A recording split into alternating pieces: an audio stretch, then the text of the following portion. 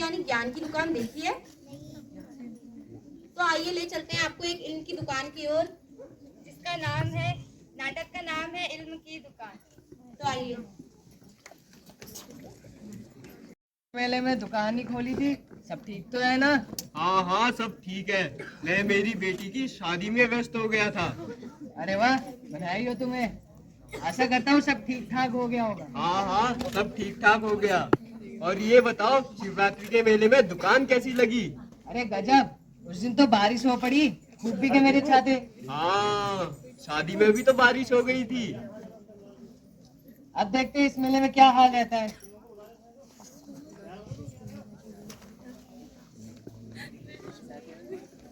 नमस्कार। बताइए क्या दिखाओ आपको? अरे भैया, यहाँ नीला वाला कपड़ा दिखाना, क्या यहाँ सूती का है? हाँ हाँ, 100% सूती का कपड़ा है। गांधी जी के चरखे से बनकर आया है। गांधी जी तो कब की चल बसे? अरे गांधी जी चल बसे, उनका चरखा तो यही है, उसी से बनकर आया है। अच्छा,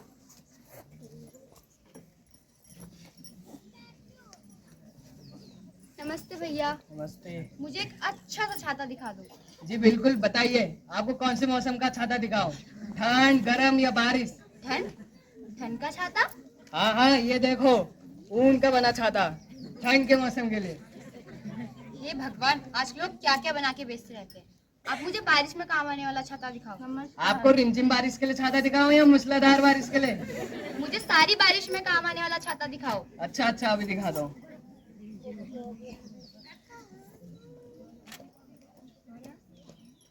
हाँ हाँ, मैं भी अपनी दुकान लगाऊंगा और खुद पैसे कमाऊंगा।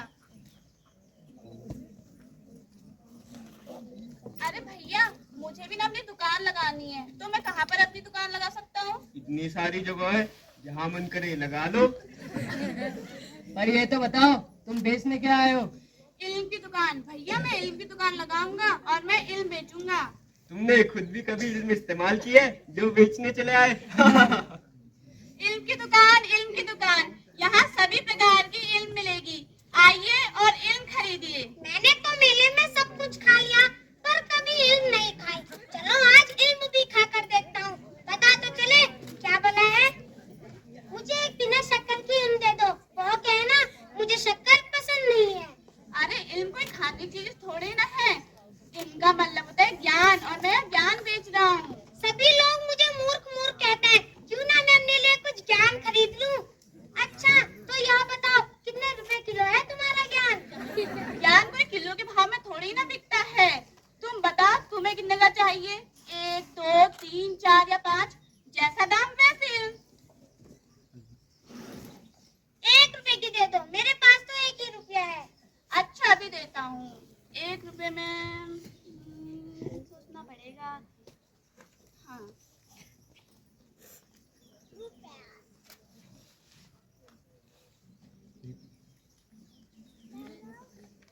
ये लो तुम्हारे इल्म। अरे वाह, आज तो पिताजी चुन्नी राम खुश हो जाएंगे, वो मुझे शाबाश देंगे।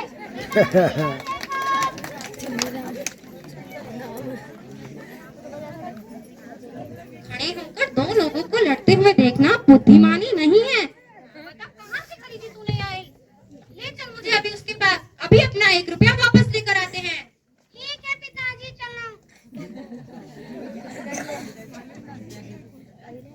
अच्छा, तो ये है वो लड़का जिसने चुन्नी राम के बेटे को मूर्ख बनाया? अरे क्या बात है, तुम कहना क्या चाहते हो? मैं तुम्हारी इल्म वापस करना चाहता हूँ, हमें नहीं चाहिए तुम्हारी इल्म। अगर आपको मेरी इल्म पसंद नहीं आई तो वापस कर दीजिए, मैं आपको आपका 1 रुपया दे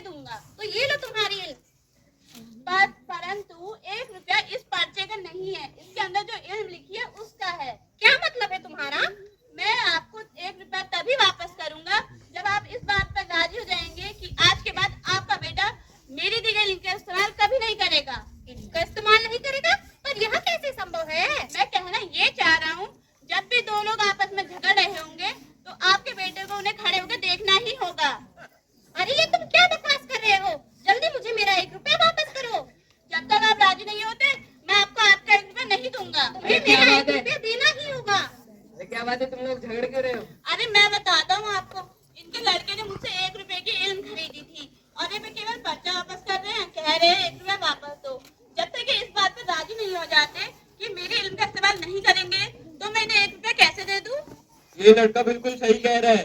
अगर तुम्हें अपना 1 रुपया चाहिए तो इसकी बात माननी ही होगी। अच्छा ठीक है, लेकिन मुझे इसके लिए क्या करना होगा?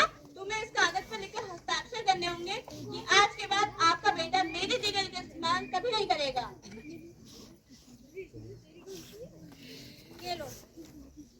ये लो तुम्हारा 1 रुपया। धन्यवाद।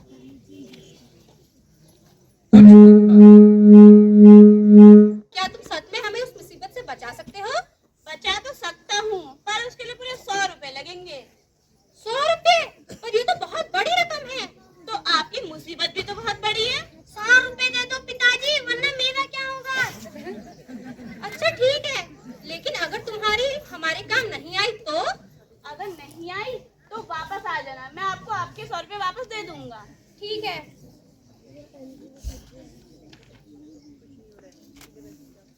पहले 100 रुपए दो। ये लो। ये लो तुम्हारे लिए।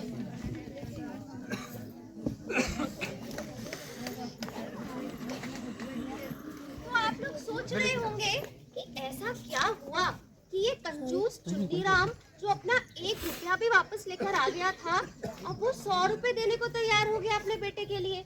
जानना चाहते हैं? सब लोग जानना चाहते हैं? ये देखते हैं। ये मौसम मस्ताना, ये रास्ता अनजाना, ये मौसम मस्ताना, ये रास्ता। अरे वो पायलट तुझे देखकर नहीं चला सकती? मैं तो देखकर ही चला रही हूँ, तुम ही उल्टे रास्ते चली आ रही हो। जब गाड़ी चलानी आती नहीं तो चलाती क्यों हो? मुझे छोड़ो, तुम्हें काले चश्मे हटा कर चलाओ। देखो तुमने मेरी गाड़ी के पीछे कितना बार डांस कर दिया। मैंने तो तुम्हारी गाड़ी को छुआ भी नहीं। ये डेट तो पहले से हुआ होगा। अरे वो लड़के तू तो कब से ही पर खड़ा है, सब अच्छे से देख रहा है। तो बता गलती किसकी है? हाँ हाँ बता, किसकी गलती है? मैं राजा की पटरानी हूँ, तो बता गलती किसकी है? मुझे बता दूं, मैं राजा की प्यारी रानी हूँ। अब बता किसकी गलती है? किसकी गलती है मैं कैसे बताऊं? प्यारी रानी, पटरानी, प्यारी रानी, पटरानी, पिताजी चुन्नीराम।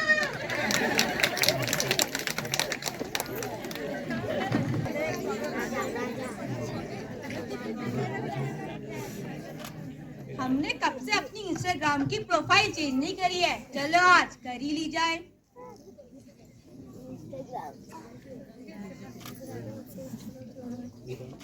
राजा जी एक मुसीबत आ पड़ी है। अब क्या मुसीबत आ पड़ी? राजा जी आपकी पटरानी और प्यारी रानी के बीच एक्सीडेंट हो गया है और वह दोनों आपस में झगड़ रहे हैं। अब आप ही संभालिए, मुझे तो कुछ समझ में नहीं आ रहा।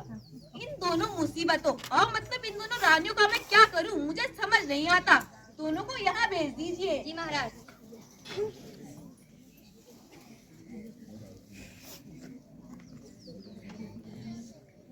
जब गाड़ी चलानी आती नहीं तो चलाती क्यों? मेरी नई गाड़ी खराब कर दी। अरे रुको रुको, क्या हुआ अच्छे से बताओ। ये अपनी गाड़ी पायलट की तरह उड़ा के ले जा रही थी और ये काले चश्मे लगाकर आसमान की तरफ देखते देखते गाड़ी चला रही थी। अरे शांत हो जाओ। ये बताओ उस दिन तुम्हें कोई देख रहा था? जी महाराज, एक लड़का था जिसने यह एक्सीडेंट अपनी आंखों से देखा। तो देर किस बात की, उसे बुलाया जाए। जी महाराज। सब तुम्हारी गलती है। अरे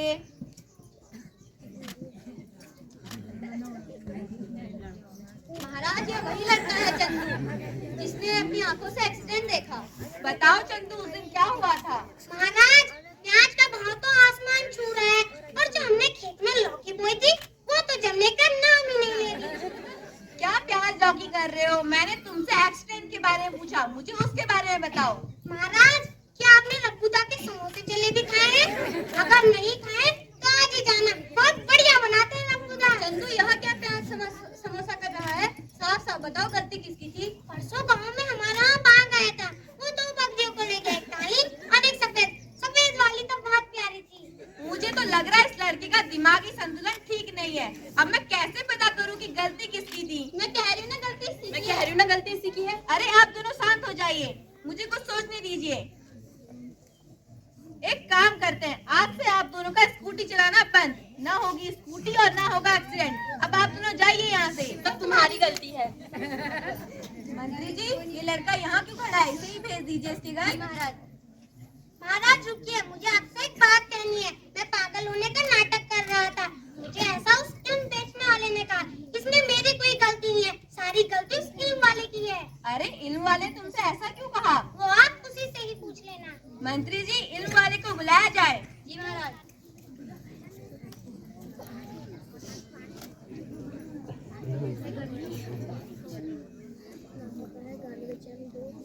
प्रणाम महाराज। तुम्हारा नाम क्या है? नागिन। नागिन, तुमने चंदू को ऐसी इल्म क्यों दी?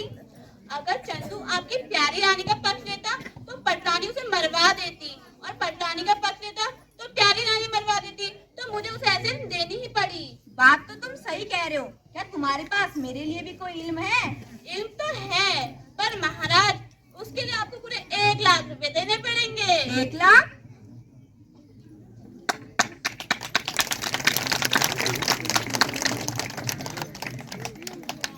भाई वाह, तो आप लोगों को पता है इसकी वजह से हमारे जो नागेंद्र हैं उनको राजा का पर्सनल सलाहकार बनाया गया।